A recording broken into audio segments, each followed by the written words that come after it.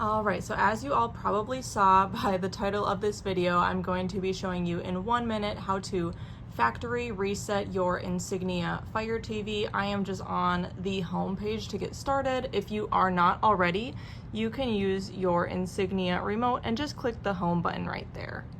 Otherwise, you're going to navigate all the way to the right until you hit the gear symbol or icon, and then you can just go all the way down to the bottom of the menu where it says device and software. Click that and wait for it to load. It might take a minute, and then you will see your options listed very clearly.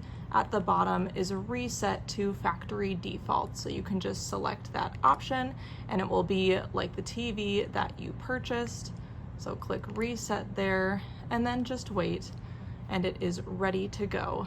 Make sure to like and subscribe to support my video.